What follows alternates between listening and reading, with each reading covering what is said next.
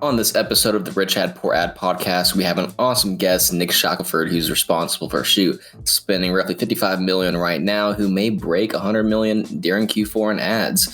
We dive into some awesome kind of main areas of focus on the growth side of things with specific clients on their side. We dive into their framework and templates of building awesome creative that converts, and kind of how to be more efficient on the capital side of things while controlling, payments for their clients that are some big seven figures. But make sure to tune into this one. There's going to be a ton. You don't want to miss out. Buckle up, get ready. The juicy one. Yeah, I wish we were able to do a little bit of screen share. I'd have it up right now. So I'm an account overview across the 125 accounts we've had to date. And from January to September 17th, I would say we're about 7 months-ish, 8 months in, 9 months in.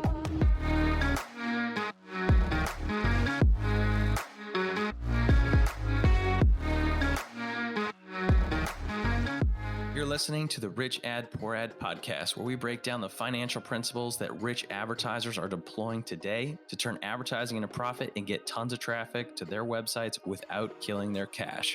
These advertisers, agencies, affiliates, brands are responsible for managing over $1 billion a year in ad spend. You'll hear about what's working for them today, their rich ads, and we'll roast their epic failures and crappy ads on the internet with poor ads. Let's get into it. Welcome back to another episode of the Rich Ad Poor Ad podcast. This is your host, Zach Johnson. I'm with the one and only DC, Dylan Carpenter. How you doing today, Dylan? Good, man. And y'all better buckle up because we got a super badass guest today, and shit, it's going to be juicy. You're like all giddy. You're a little schoolgirl about today's guest. I'm kind of excited about it. Oh, man. Yeah, you've been chatting about this guest for like a month now. You're like, hey, when do you think we can get him on? I love it. All right. So, gosh, man, today's guest he's not the co-founder of one or two, but three companies, runs Structured Agency, which is a performance media agency. I don't even know how much this guy manages in ads, but it's got to be upwards of 8 figures. So we're going to dive into it. He's also the co-founder of Geek Out Education. I'd say this is probably like the highest level mastermind and group of media buyers that you can hang out with. And they really are bridging the gap in community from like just black hat affiliates that are really jumping over into like full blown e-comm, working and really, really diving into win-win relationships with clients. So it's a really interesting niche that they put together there on Geek Out. And now most recently, the co-founder with Constant Creative, double K's, which is some fancy footwork there on the branding side. So we're gonna get into it, man. Should we bring him on the show, Dylan? What do you think? The hype's been real. Let's go ahead and get this guy on here. All right, man. Nick Shackelford, how you doing, man? I'm very, very well. I was wondering how this introduction was going to go, but I am very, very thankful. To be honest, I know we've all been in the same circles for quite a while, and it just took us a matter of time to get together. COVID's been good, bad, stressful, not stressful for a lot of people. And I'm finally able to make the time to find the right people to connect with. And so I'm very, very thankful to be here today. And you did kind of give a great intro. There's a lot of things going on, but at its core, I think the easiest takeaway to say is paid media growth. Like we are in this bad boy. And I hate to characterize myself as just a media buyer because it's always much more than that as us as business owners. Yeah. But that's where I'm most happy. Like if I'm in an ad account and I have no calls that day, like I'm absolutely, for lack of a better term, I'm geeking. Like I'm absolutely geeking out to be in there. So, dude, give us some stats on the agency side, Structured Agency. Like how much media do you guys touch a year, a month right now that you're either managing or influencing in some shape, form, or another capacity for your clients? Yeah, I wish we were able to do a little bit of screen share. I'd have it up right now. So I'm an account overview across the 125 accounts we've had to date. And from January to September 17th, I would say we're about 7 months-ish, 8 months in, 9 months in. We've just spent over 52 million. So we will be close to that 8-figure this year. And that's probably the biggest record that I know a team that I've been a part of. We've been a part of obviously early on Timber at Agency Y. We had some massive spenders and obviously a common thread as they were growing, that spend was up there. But what we chose at Structured purely, like obviously we run a little bit of email, a little bit of social. We just handle Facebook some people are dabbling on Snap, but man, we're putting that work in there. And I think if Q4 is what everyone's going to do, I don't see why this shouldn't be 100 million spend. Woo! That's and awesome, I will man. send you the screen, Dylan. I will send you the screenshot so you will not doubt me on this. I promise. Yeah, he's full of crap. So, yeah. So, do you work with, like, what's the sweet spot in terms of how many clients you guys work with at any given time right now? This is a fantastic question. I know that a lot of your audience is actually either agency owners or media buyers in themselves, and it's funny because I asked Dylan before. He was like, "Yeah, we can. Me by myself, I can handle between probably 10 to 20, depending on the client." And we started to make our own internal matrix of what a client looks like. Early on, I used to explain a perfect brand, and I'll say brand versus client, just so we're clear on who we actually service. We only do e-commerce. I wouldn't say just physical products, but that's kind of like our sweet spot. A brand that we choose to work with is 3 parts. First part is, has the founder done this before or understands the value of paid media? Is the product, is there clear USPs that can be said about that product versus it just being a bottle? What's those USPs? What can we create angles around? If you're just winning on price point, it's really difficult for me to be motivated or my guys to be motivated. And deal structures have to be mutually incentivized. So first, do they get it? Do they understand paid media? That's on the founder level or the team level. Is the product unique enough for us to kind of support and partner with?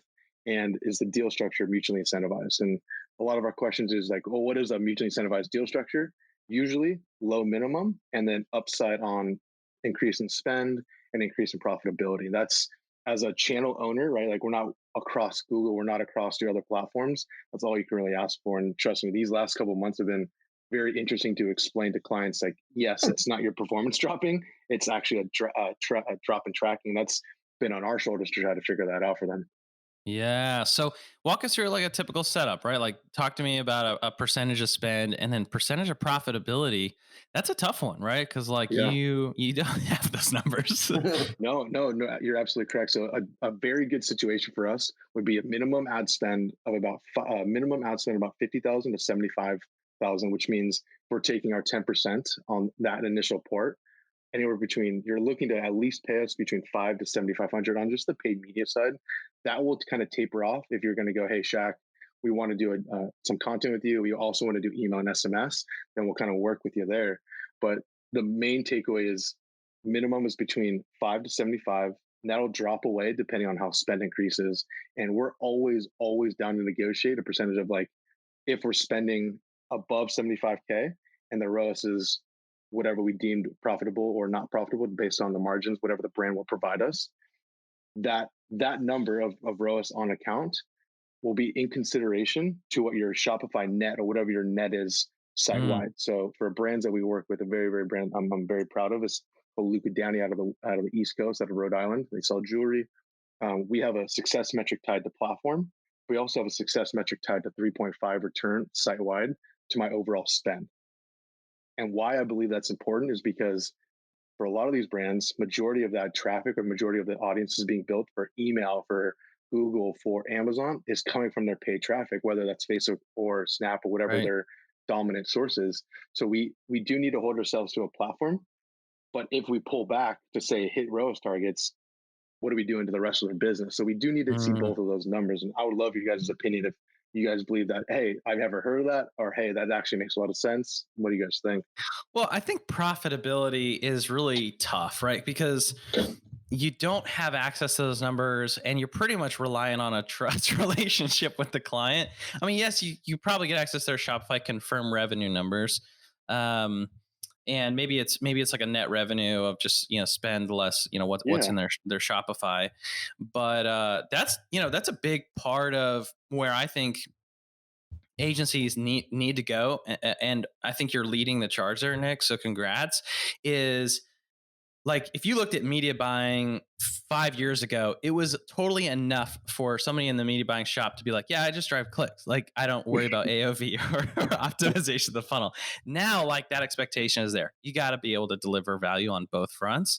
I think the third lever, is really thinking about profitability. And then in order to do that, you have to have financial conversations with the clients, right? You've got to be breaking down COGS. You got to be breaking down refund rates. And so I think that having those conversations on profitability is another thing, but that all exists in the ecosystem of like something that I think you actually should be qualifying your clients for is like, how are you going to fund growth, right? Because like you guys know you can deliver in terms of, if you're properly vetting these clients, you guys know what products will scale, what won't.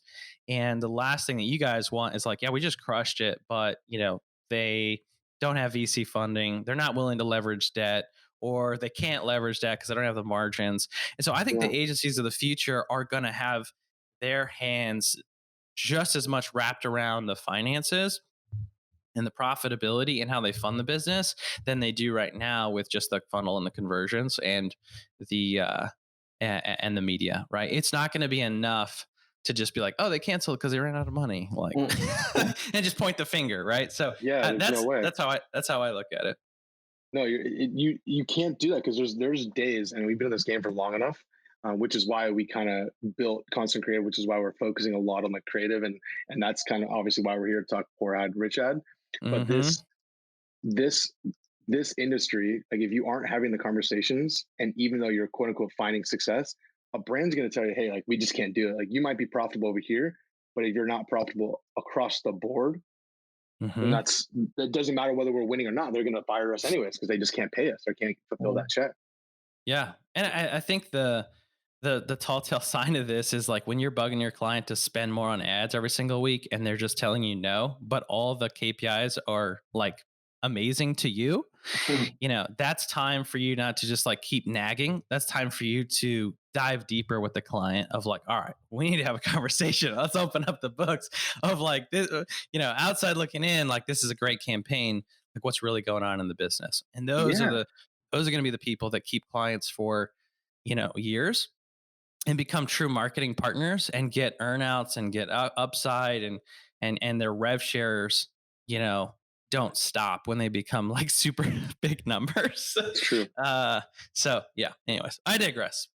But Nick, let's dive into this rich ad, man. Absolutely. So the easiest way for me to communicate this is a brand that I've been fortunate, very, very fortunate enough to be with them for about 2.5 years. And this is Diff Eyewear. It sells a commodity. It is glasses. And this is a product that it's easy to communicate. You know what is happening. You know what is going on. And right now, is it easiest if I just like literally play the video on my screen and talk through it? Oops. Yeah, freaking make it rain, man. And D, if you have this link, it is in there. It's and I'll exactly tell you exactly what creative it is. So what we're witnessing here, and we've been doing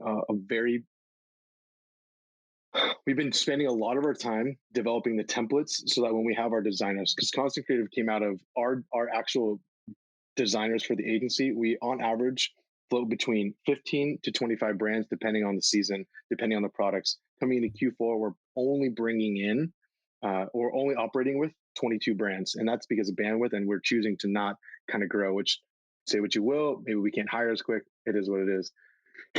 A lot of the time being spent now is understanding which creative needs to be made and what do we need for these upcoming campaigns. So our designers are going, hey, we're working with the same brands. We want to kind of like, what else can we do? Can we get more styles to practice on? So we opened up our own kind of feed, like the term is dog food. We're feeding ourselves what we're currently doing, and we're allowing Constant Creative to fund the development and the building of our content department, because we know as an agency, if you look at it as like separate P&Ls, email brings in its own revenue, social brings in its own revenue, content has to support across the board, and it's also another way to build the stickiness across each of our brands. Hard stop. So through Constant Creative, we've been building our own self-service platform that allows brands to go, hey, we need this type of creative made for us. The thing that we've learned over doing this for the last 5 months, the articulation of a traditional e-commerce brand that's doing under 1 million, under 50 million. I think those are the two bricks. We either have the early people or the people that just want to have help on the ad creative side. They can't articulate exactly what it is that they want. That has been the biggest feedback of that. Everyone's going like, I want this type of ad, and they show examples. That's the easiest way to bring to us. Well, if you look at majority of the ads that are working, there's a kind of a template. Okay, this happens. Here's your hook. After the hook, here's the solution. That solution cuts into a potential UGC or social proof tracking, back into product development, potentially an unboxing, but it's literally pieces you plug in. So this creative, why it was so successful is because it's under 15 seconds. So we are going to get full deliverability on feed, whatever platform you choose from. The initial, and I'm going to play right now, so the sound might go off, and I'll let this play all the way through.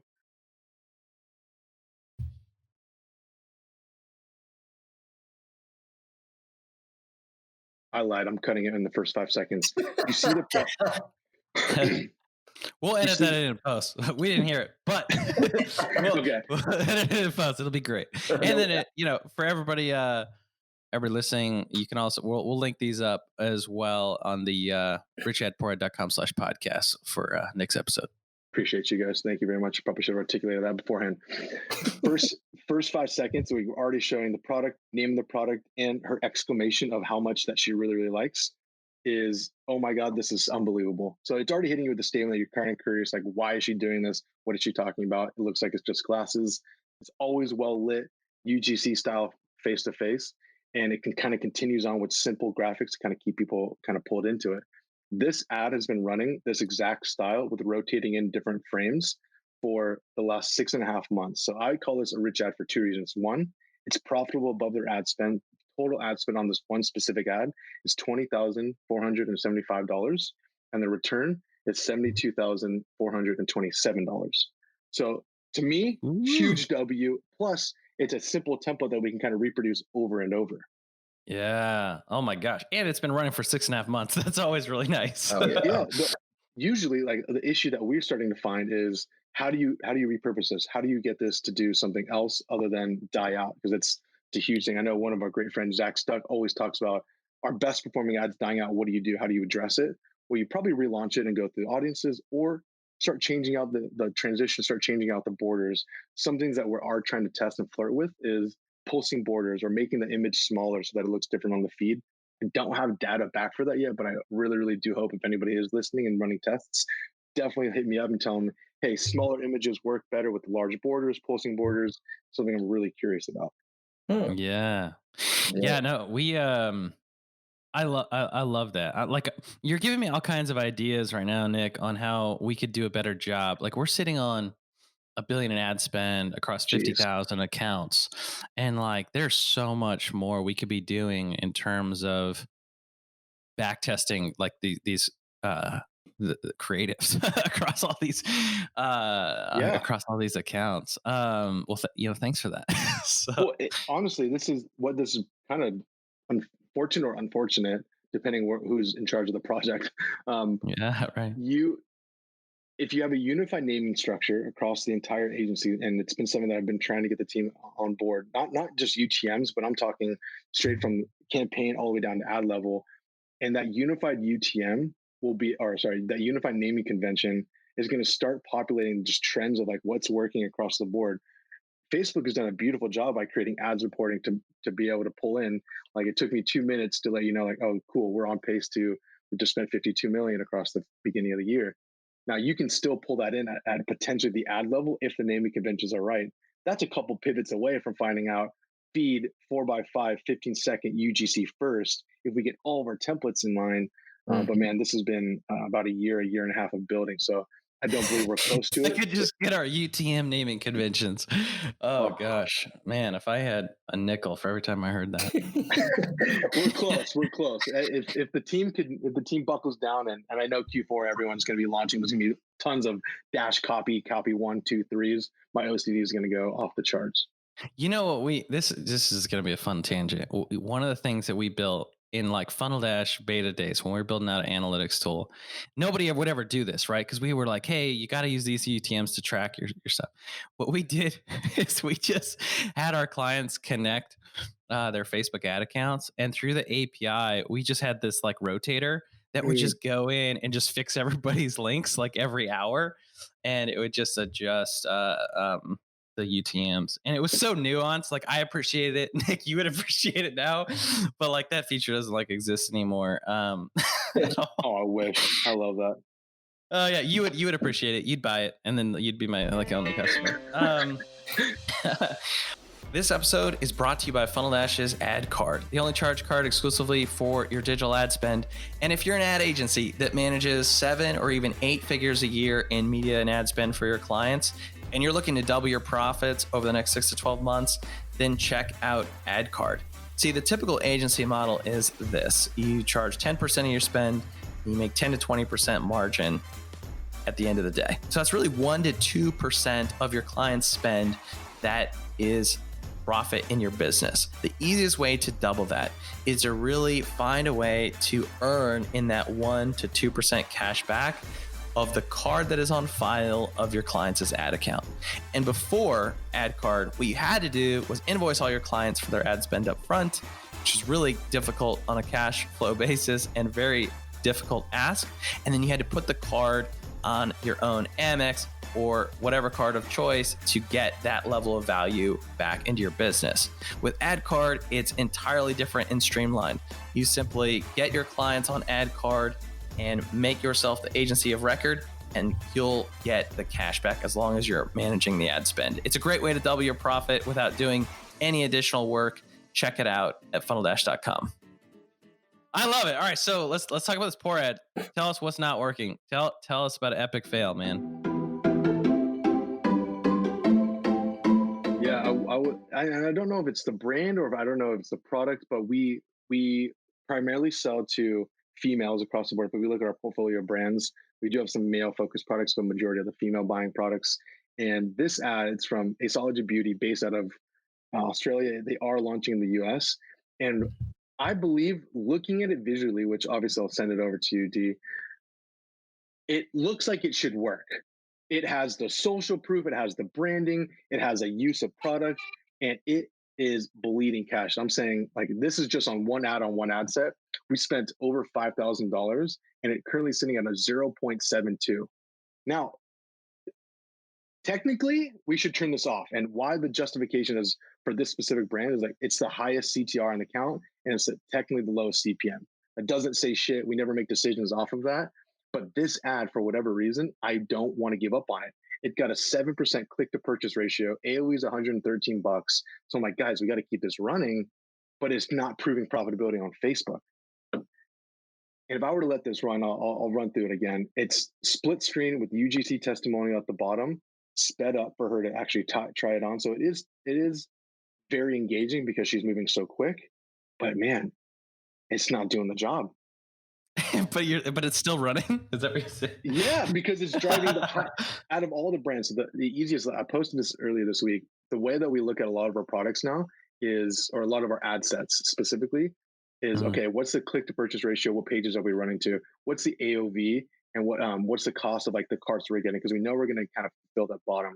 We always work off a lot of our down funnel correlations. That's kind of how we like to buy media, as human plus scientific as possible. It's not a perfect science, but we believe that it could potentially be. This ad style tends to do well, but for whatever reason, all the other metrics look good, except the fact that it is not profitable. Huh. Man, yeah, it's funny because I think you mentioned that kind of correlation Excel sheet I think you mentioned that a while ago, and I love those numbers from add to cart ratios, the checkouts and whatnot. And man, I'm still using those for my bigger accounts. I love that stuff. You have to. I mean, there's some brands, for instance, we were selling neon signs. So we have an unbelievable neon sign brand that we've been working with, and AOV $600. Oof. What do you have to wait at least for 200, 300. I'll even do this even more. I know this is potentially going to go wide. So I was very fortunate enough to work with a good team, and we're promoting the Nikola truck, right? That is by far the largest brand that I've personally been able to go against in the most recent time, outside of obviously the Apples and Nugs and June Shine and a couple of these other, like on the email side. But Nikola's been, I'm very for this industry and I'm a Tesla current driver, but I cannot wait for that truck, that hydrogen truck that they're making. And conversions are $1,000 to $5,000 reservations, right? So my CPA target was 325. We're thankfully operating between about 175 and 250. But man, you got to spend a couple $1,000 to figure out if that ad's actually going to be work. We were doing an episode. This was last week about something a little bit more tangible. You know, somebody selling high ticket stuff or professional services. You know, in that $2,000 to $20,000. It's the efficiency of capital, right? Mhm. Is just like, you know, you got to spend $1,000 to know if you're. It's like if you're on target. Uh, Yeah.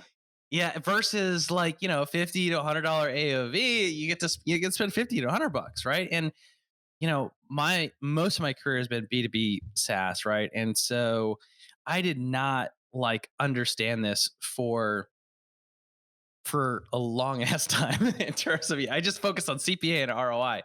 But when you start to really think about, you know, how efficient is that level of spend, what is the result of that efficiency? Well, you can accelerate and learn so much faster, right? I think a lot of why, you know, DTC does so well is because it's so capital efficient at this $50 to $100 price point that, you know, every single week, like you can throw something out and test. In B2B, like if you're if you're doing like a trial, you're doing subscriptions, you're doing anything high ticket, those optimization cycles are monthly at best. They're probably more like quarterly. Mm. And so you're really that capital efficiency ultimately is like how many times you get to cycle through, learn and test. And so that's why we, you know, shifted our whole customer acquisition on the B2B side to books, right? Like we're like you know, like a $30, $50 book is, it's not e-com, but we can learn just as fast on lead generation. Get somebody to buy a book, either it's the agency growth book or rich ad poor ad book, and we Mm. know, you know, within that week that we're, you know, being capital efficient, we're hitting some leading metrics to really make the thing work and scale. So I'm like 100% with you there. But like We, selling a semi truck is like next dude, level, right? we're building our best. So we've been working with a data scientist. Again, we're trying our best to be as, how would you say this, like systematic to the point where everybody involved, whether it's the media buyer, the brand, you have to answer three questions at all times. Like I firmly believe in this. Over the years I've been in it, you have three questions that if they call you and you wake up and you can answer these three, they're gonna be like, appreciate you. It's what has happened, what is happening, and what are you going to do anytime. Those are the three questions: what has happened, what is happening, and what are you about to do. You can break that down any way you want, but that's layman's terms to, I know it has happened because I understand what's happening. I'm doing this currently. And by me doing this currently, I expect this outcome. That way they feel confident, like, okay, you got this, continue to do what you need to do. And what's the hardest thing in the agency world? The fact that it's human capital. Like you could only take so many brands unless you want to grow. That's why you have the Hawks, you have the Mute Sixes, you have the Common Threads that are 60, 70, 80 people. Even W Promote, 100 plus people on social side. We're going, that that model of building out 1 to 1 or 1 to 5, 1 to 8 is stressful, especially when they need to be putting most of their creative brain to choosing the content that they need to do. Well, man, if Mm-hmm. you can build this a simplified correlation of when we're making decisions and how we're making decisions, you still need the human element to, because there's nuances of CPCs and nuances of page you're running to. Everybody's on the same page. I get why you're doing what you're doing. Mm-hmm. I could rant for that forever. I'm sorry. I love Calm down, Nick. Calm down. Nick is not passionate about this at all. At all. Oh This man, is the this is my part. thing. All right, man. So let's dive into this next segment. Let's talk about some financial principles for the people that are in advertising, media buying, you know, and what are some of the things that either you're working on yourself in terms of how you are structuring your relationship with your clients? How are Mhm. you having, you know, these financial conversations, and to what extent with your clients? But what advice can you give on that front? So this is very top of mind. So this wasn't planned before. So any of the listeners, like, I didn't know these were the three main questions coming. I knew the rich dad poor, but this last one is something that I've been thinking about internally with our partners, because we do the traditional model of percentage of spend or minimum, right? We Right. do a lot of the invoicing about 7 to 14 days. So we let delayed attribution kind of catch up, because a lot of our success is based upon the metrics that we hit at certain spend levels. So we spend X, it falls between this success metric or the next success metric. That's what we're able to bill upon. That was agreed upon in contract. Prior, if a brand isn't savvy to what they're agreeing to, what they're spending on, they're going to get this bill $20, $30, $40,000. They're going to be like, holy shit, I'm not paying this. So we're currently in talks with other partners. Even we've been trying to do this ourselves. We haven't found a perfect solution outside of using just a Google dashboard and adding in a percentage in there, doing our own custom correlations, custom metrics there. I don't think it's perfect. It will improve. But we're wanting brands to at the beginning of each month, talking through, and this has been something we've been doing forever, but now it's more of a transparent, updated, rather than it being manually and the team doing it on a Wednesday or Friday. It's every dollar we're spending, there's obviously a percentage that we're making on that, depending on the success metric of that day. And it's not really on a daily level. You can't do it as much because there's so much nuance and change. Every 2 weeks and then obviously again, finally on the month, we're building the dashboard that will highlight as you're spending, here's what you expect to spend, and your bill is for Facebook. And then that margin above it is the percentage that we're taking on the ad spend at the success metric. So now that they're able to log in, see, okay, this is what I'm spending on a pacing ad. This is what my true ROI is, because this is what the agency fee is on top of it. And I can expect my bill at the end of the month to be somewhere around this area. And that way, they have no excuse other than like, oh, I haven't checked my dashboard, I haven't checked the updates in so long. And now then when they get that check, they can either be like, hey, let's payment plan it, because obviously we're in a time of COVID. And yes, there are some brands that are doing fantastic. There are some brands that are like, I would love to break up these payments. What if these terms can go to 30 days? And at the end of the day, it's our job as partners to make sure that they have the cash flow to spend. So that we're usually the most expensive bill for them, at anybody that produces any high spend. And so that conversation is a very intimate one, as you guys know.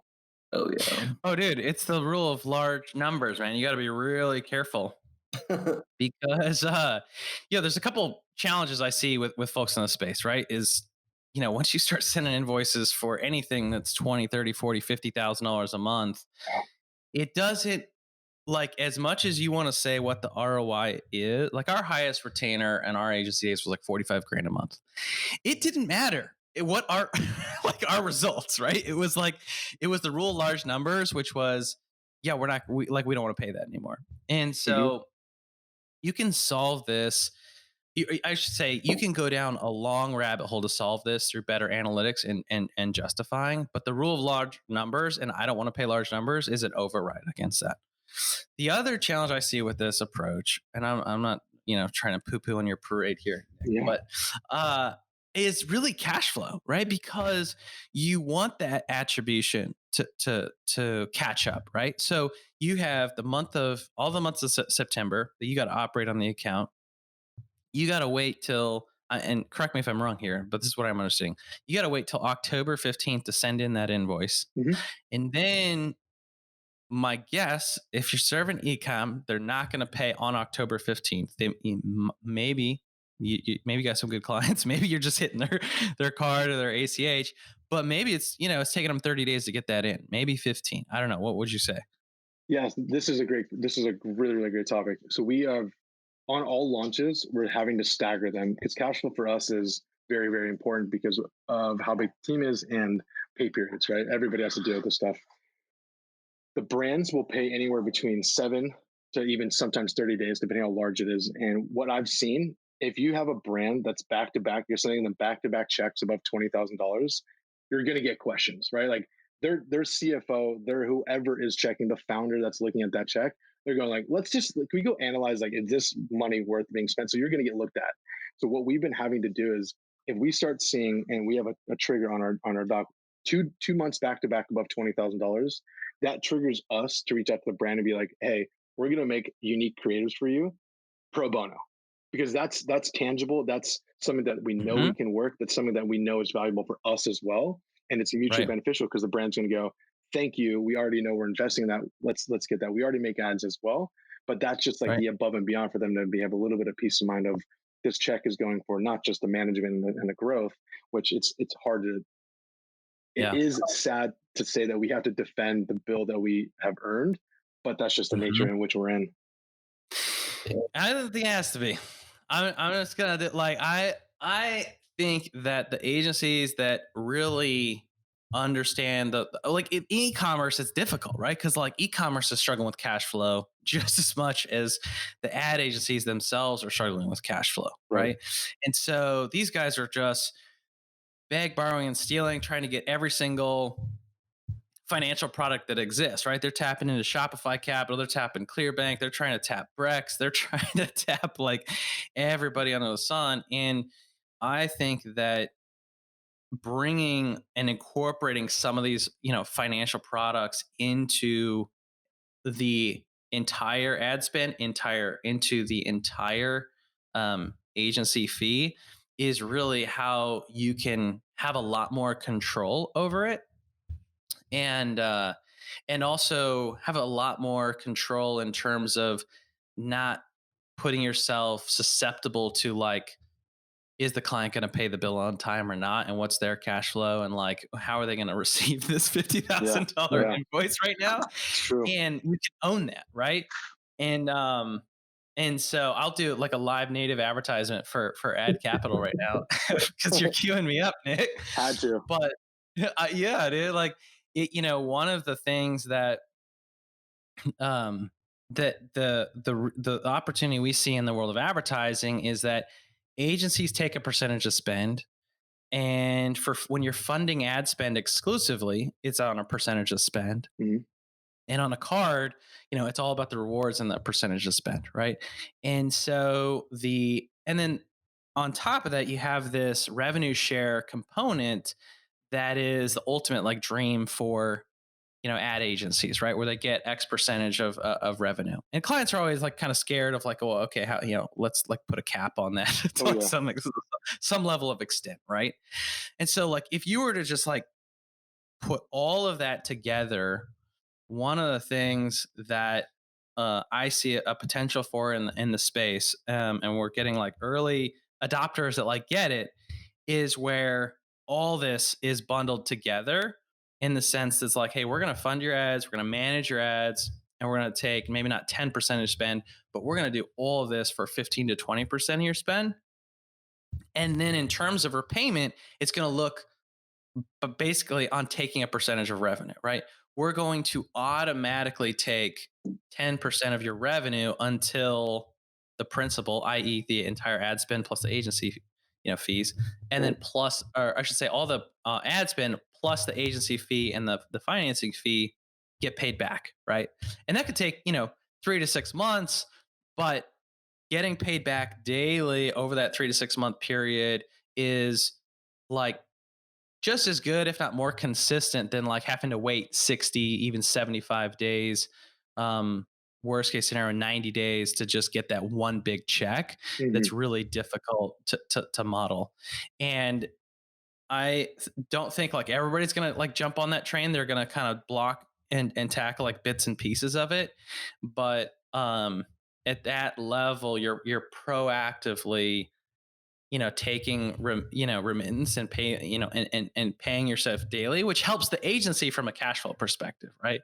Like if you look at Strike Point Media, they can do this. I haven't seen anybody do this in e-comm, but like they do this because they serve like finance, right? What they do is they say, hey, look, this is all the media and our management fee, and you got to pay us like upfront. And they send like that full invoice. And then it's a matter of for the end client of like, okay, maybe we'll just factor out this invoice, or maybe we'll get somebody to fund the entire invoice. But the agency's getting all that, paid up front.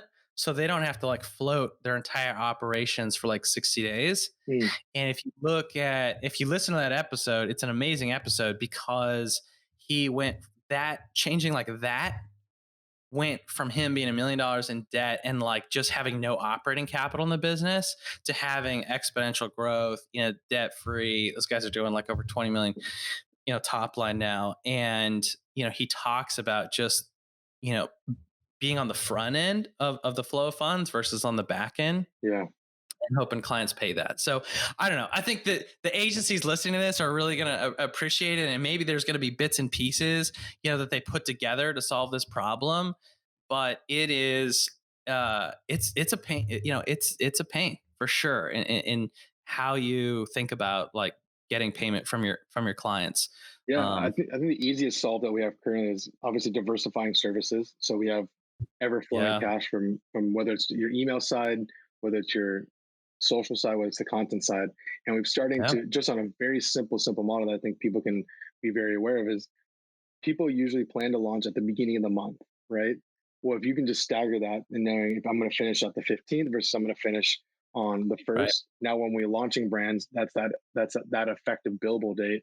And some brands, I know people listening are going to go, well, why don't you just get them to prepay? Why don't you just get them to put that card in? Please have that conversation and let me know how that goes. Yeah, exactly. No matter how much they love you and trust you, and we've worked very, very hard. I know I personally work very hard to keep a reputation as a good businessman and someone that is reputable in the space. That's not an easy combo, right? Like you're asking them to give cash that they don't necessarily know is going to be there, regardless of how well you did in the past month. It's sort of like the motto we live by back when I was playing sports is you're only as good as your last game. Like over here, you're only as good as your last campaign. And that's pretty much yesterday.